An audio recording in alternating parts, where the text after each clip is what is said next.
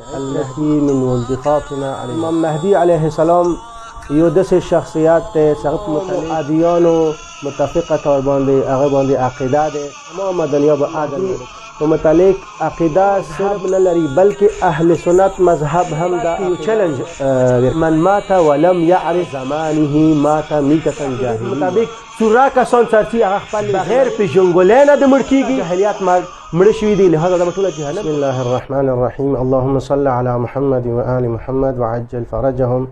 عن أم سلمة قالت سمعت رسول الله صلى الله عليه وآله وسلم يقول المهدي من عترتي من ولد فاطمة عليه السلام. أم سلمة ببنا روایت سما رسول الله صلى الله عليه وآله وسلم نواردل أغب ويلا المهدي من عترتي من ولد فاطمة. امام مهدي عليه السلام اغا اما عترت نده اما ذریه نده من ولد فاطمه سلام الله علیها اولاد نه. کسا سترګې وغړوه دغه روایت کې یقولو عربی کې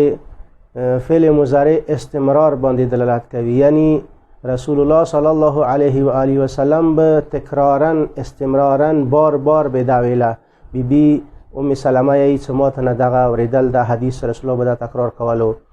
امام مهدي علیه السلام یو داسې شخصیت دی چې هغه په متعلق تمام ادیانو متفقه طور باندې هغه باندې عقیده دی چې آخري زمانه کې به یو داسې کس هرڅي چې هغه به د ټوله دنیا امن نه ډکوي، انصاف نه به ډکوي، دینه بعد چې تمام دنیا کې ظلم و جور و دغه پرشان شي، تمام دنیا ظلم نه ډکه شي. هغه ټایم کې به د رسول الله صلی الله علیه و آله وسلم ذریه نه آخرین کس چې هغه امام مهدي نه به ورته وایي هغه به ظاهریږي، د تمام دنیا به عدل نه ډکوي. خوب ایمو دغه کلیپ کې اهم کوم مقصد دی هغه دا دی چې مو اهل سنت کتابونه و هغه راویان چې هغه اهل سنت هم قبلوي هغوی نه هغه روایات ذکر کو چې هغه هغوی اهل سنت خپلو کتابو کې ذکر کړي دي. مقصد مې دا دی چې امام مهدي په متعلق عقیده صرف شیعه مذهب نه لري بلکې اهل سنت مذهب هم دا عقیده شته چې آخري زمانه کې به یو کس راځي هغه نامه به مهدي وي، د رسول الله اولاد نه به وي، د رسول الله ذریه نه به وي، د رسول الله المسای به وي، هغه به رسي دینه بعد کې چې تمام دنیا ظلم و جور نه ډکه شوي هغه به ټوله دنیا انصاف نه ډکوي، عدل نه به ډکوي. خوب دا کلیپ کې تقریبا مو څو شیان به ذکر کوو. اول به مو د کلیپ کې هغه روایات ذکر کوو چې هغه روایات متعلق دي امام مهدي علیه السلام سره او اهل سنت خپلو کتابو کې ذکر کړي. نمونې طور باندې مو څو روایات ذکر کوو. دویم مو هغه کسان او هغه راویان به ذکر کوو اهل سنت کتابونه چې هغوی راویانو امام مهدي علیه السلام په متعلق رسول الله نه روایات نقل کړي دي. دریم مو اهل سنت ائمه مذاهب څه کوم دي یا کوم معروف و مشهور اهل سنت علما دي چې هغوی امام مهدي علیه السلام په متعلق روایات خپلو کتابو کې خپلو مسانیدو کې نقل کړي دي هغوی ذکر وکوو. څلورم اهل سنت علما او بزرگانو چې امام مهدي علیه السلام په متعلق کتابونه لیکلي دي هغوی به بطور نمونې څو کتابو ذکر کوو چې چا امام مهدي علیه السلام په متعلق خپل مستقل کتابونه لیکلي دي یا خپل مسانیدو کې خپل صحیحینو کې یو باب مستقل امام مهدي علیه السلام په متعلق لیکلی دی هغوی ذکر وکوو. او اخري کې به مو اهل سنت صحیحین و مسانیدونه هغه روایات ذکر کوو چې هغوی تعلق امام مهدي علیه السلام سره دی. اگر چې ځینو روایاتو کې مباشرتا یا صراحتا د امام مهدي نامه ذکر نه دی شوي خو هغوی تعلق آخري زمانه سره چې کله عیسی علیه السلام چې اسمان نه نزلیږي و هغه به یو کس څټ ته لمونځ کوي هغوی ذکر به کوو. تاسو نه خواهش دا کوم چې دا کلیپ اخیره پوری د سبق سوی ځکه چې که اخیره پورې وخت سوی ټول هغه موارد 15 موارد ما ذکر کړل چې هغه مو تفصیل سره به ان شاء الله ذکر کوو. مقصد د کلیپ دا دی چې نن سبا اهل سنت ورونه هغوی دا خیال کوي امام مهدی علیه السلام په متعلق عقیده دا صرف تشیع عقیده ده، اندوی مثال دا ځان ار جوړه کړی ده، ابداع کړی ده، بدعت کړی ده، لہذا دا څه معنا نه لري. نو مو مقصد دا ده چې مو خود اهل سنت کتابونه دار ثابت کو چې نه امام مهدی علیه السلام په متعلق عقیده نه صرف شیعه مذهب عقیده لري بلکې اهل سنت مذهب هم د عقیده ده چې امام مهدی علیه السلام به اخري زمانه کې اروزي، هغه بر ظاهریږي، ظهور وکړي او د ټوله دنیا به عدل او انصاف نه ډکوي. خوب هغوی نه اول مرحله کې مو صرف هغه روایت ذکر کوو چې اهل سنت کتابو کې ذکر شوی دي امام مهدی علیه السلام په متعلق. اول روایت مو ذکر کو ام سلمہ بنت سغایه چې رسول الله صلی الله علیه وسلم بداویله چې مهدی المهدی من عترتی من ولد فاطمه، مهدی علیه السلام د ما اطرات نه دی، د ما ذریه نه دی، من ولد فاطمه سلام الله علیها اولاد نه، یعنی بی بی سلام الله علیها اولاد کې به اما اطرات نه آخری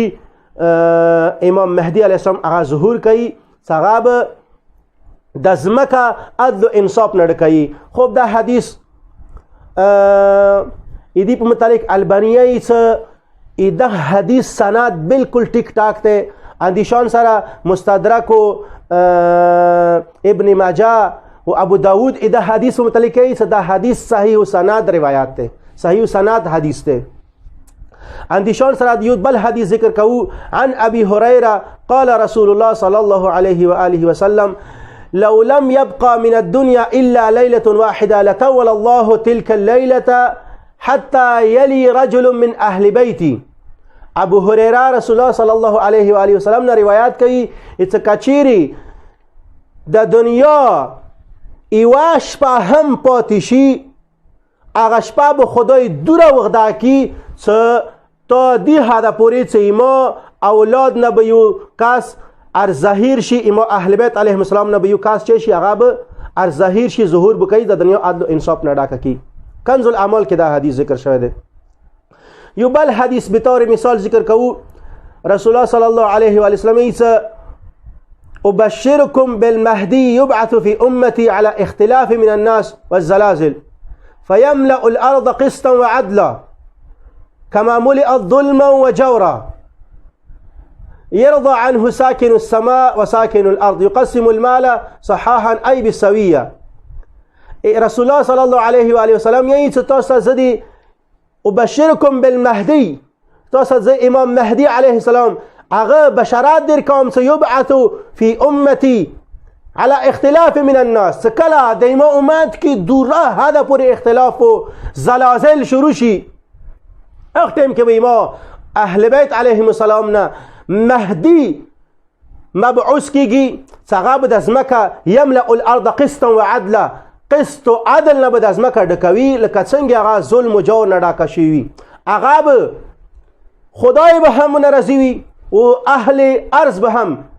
اهل سماوات به هم ناراضي وي، اهل ارض به هم ناراضي وي. و اندیشان سره یقسم الاموال بالسویه، اموال چې کوم دي هغه به برابر تقسیم کوي. خوب دا څوم روایات به طور مثال مو ذکر کړل چې مو اختصار باندې بنا ده، اختصار سره صرف دا اشاره وکړو چې روایات اهل سنت کتابو کې هم ذکر شوي دي، نه علاوه ده ها احادیث نور ذکر شوي دي اهل سنت کتابو کې چې هغوی ته تاسو خپله مراجعه کوای شئ، زه حوالې در کوم. دویمې مرحلې کې هغه صحابه چې هغوی رسول الله صلی الله علیه و آله وسلم نه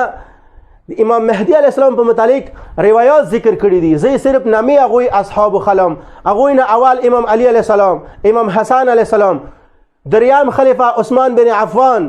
ام سلمہ بیبی، طلحه بن عبدالله، ام حبیبه، عبدالله بن عباس، عبدالله بن مسعود، عبدالله بن عمر، ابو سعید الخدری، ابو هریره، جابر بن عبدالله، عمار بن یاسر، انس بن مالک، عون بن مالک، عبدالرحمن بن عوف اور دین علاوہ نور تقریبا 10 راویان در رسول الله اصحاب د سری څاغوي امام مهدی علیه السلام متعلق رسول الله روایت ارناقل کړي دي. دریم مرحله کې اهل سنت ائمه مذاهب څخه دي اغوی مو ذکر کوو څاغوي خپل کتابو کې یا خپل مسانیدو کې امام مهدی علیه السلام متعلق روایت ارناقل کړي رسول الله اغوی نه اول ابن سعد خپل طبقات کې، احمد بن حنبل خپل مسند کې، ابن ماجه خپل سنن کې، ابو داود خپل سنن کې، اندیشان سره ترمذی خپل جامع کتاب کې، البزاز خپل مسند کتاب کې، ابو یعلا الموصل خپل مسند کتاب کې، ابو بکر محمد بن هارون البرزیانی خپل مسند کتاب کې، اندیشان سره حاکم خپل مستدرک کې، الحارث بن ابي اسامه خپل مسند کتاب کې، ابن عساکر خپل تاریخ کې، ابن الجوزی خپل تاریخ کې، ابن حبان خپل تاریخ کې، ابو بکر الاسعافي فوائد الاخبار کې،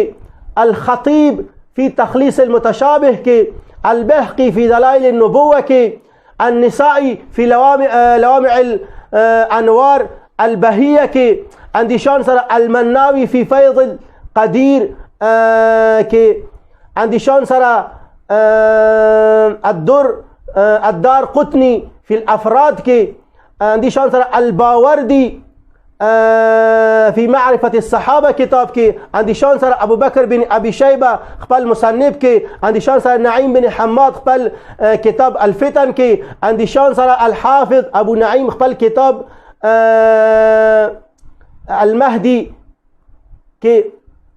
في كتاب المهدي کې، اندیشان سره الطبراني في الكبير والأوسط والصغير کې، اندیشان سره ابو عمر خپل کتاب السنن کې، ابو حسین المناوي خپل کتاب في كتاب الملاحم کې، اندیشان سره دنیا نور ائمه مذاهب و مشهور و معروف علماء اهل سنت څنګه امام مهدی علیه السلام په متعلق خپل کتابو کې امام مهدی علیه السلام په متعلق روایت ارناقل کړي دي. څلورمې مرحله کې مو هغه کسان ذکر کوو چې هغوی امام مهدی علیه السلام په متعلق مستقل کتابونه لیکلي دي، یا خپل مسانیدو کې خپل صحیحانو کې یو مستقل باب امام مهدی علیه السلام په متعلق لیکلی دی. هغوی نه اول ابو بکر بن ابي حیثمه دا مستقل کتاب امام مهدی علیه السلام متعلق لیکلی دی. دویم الحافظ ابو نعیم امام مهدی علیه السلام متعلق مستقل کتاب لري. دریم جلال الدین عبدالرحمن بن ابي بکر مستقل کتاب لري. الحافظ عماد الدین ابن کثیر مستقل کتاب لري. الفقيه ابن حجر المكي كتاب لري. علي المتقي الهندي كنز الأعمال صاحب كنز الأعمال سكم دا امام مهدي السلام متعلق مستقل كتاب لري. ملا علي القاري مستقل كتاب لري. مرعى بن يوسف الحنبلي مستقل كتاب لري. العلامة القاضي محمد بن علي شوكاني خپل مستقل كتاب لري امام مهدي السلام متعلق. دي شان سارا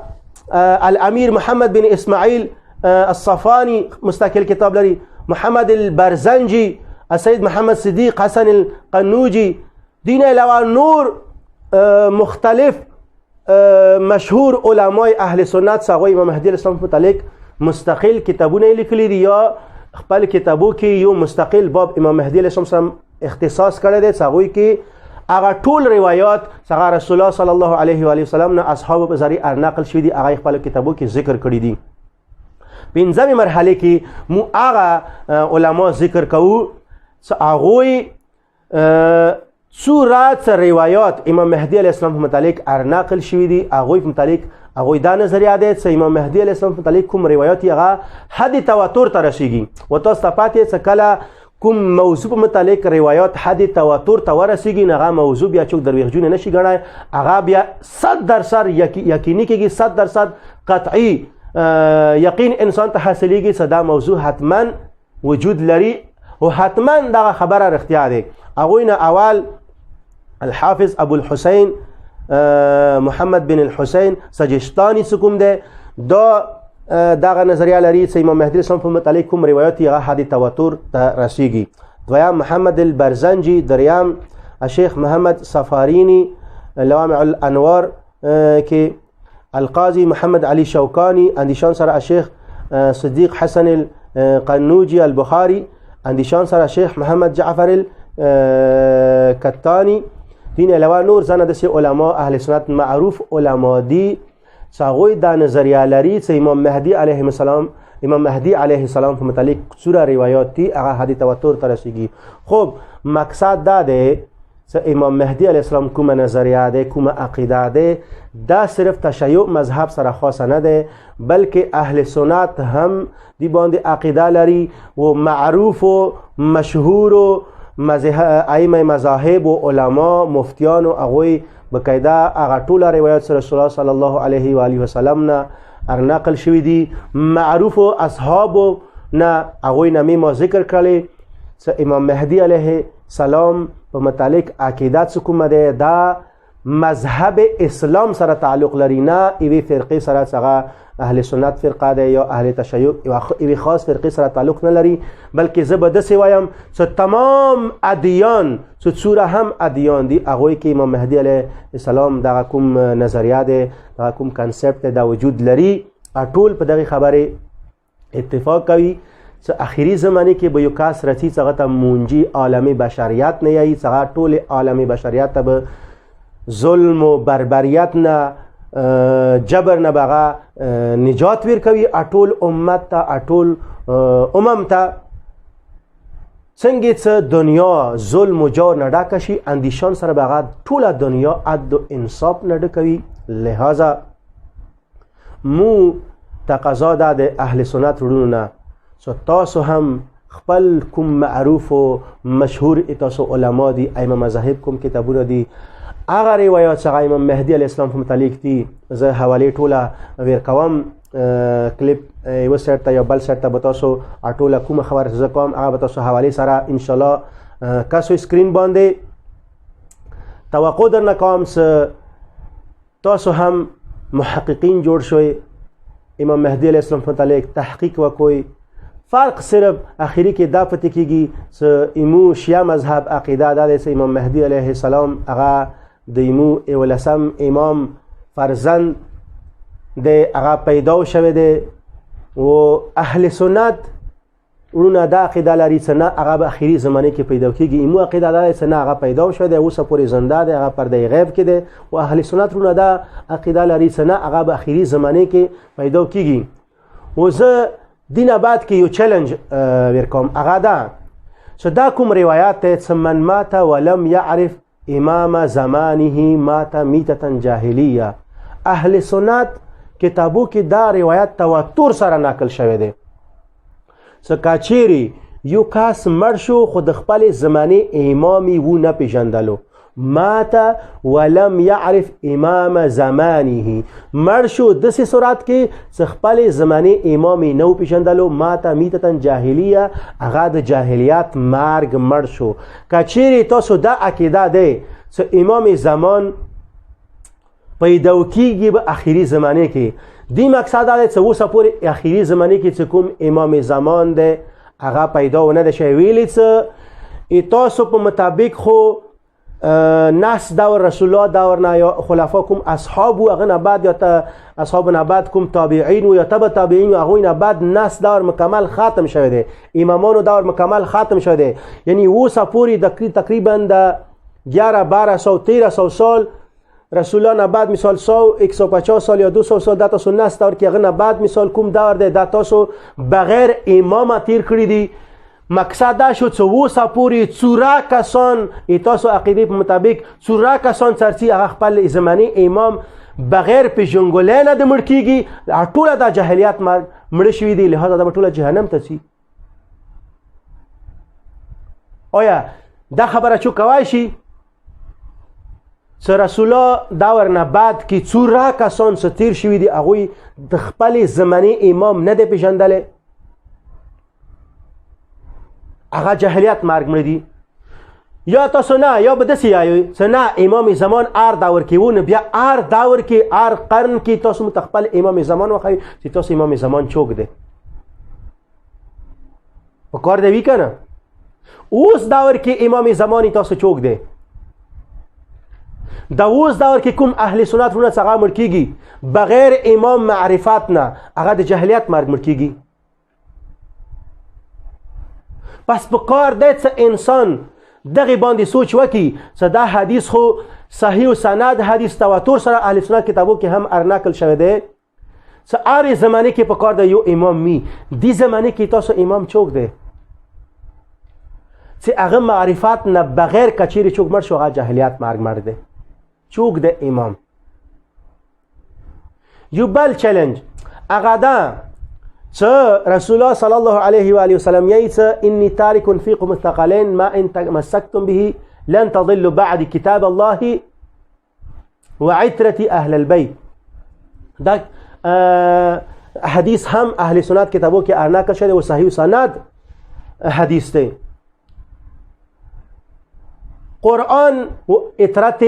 اهل بیت علیهم السلام قرآن تا قیامت پوری پکار د عترت رسول نه هم پکار د یوه سکاسوی څنګه آری زمانی کې قرآن سره موجود وي. اوس زمانی کې عترت رسول خدا صلی الله علیه و آله وسلم نه څنګه ثقل قرآن جوړ شي عدل قرآن جوړ شي ثقلین دی کنه ثقل و ثقل قرآن یو ثقل عترت بل ثقل. اوس داور کې قرآن سره عدل ثقلین نه چوک دی عترت رسول خدا نه چوک دی. کته شي څه پیدا کیږي یا د دوره مثال د 11 1200 1300 سال 1400 سال رسول الله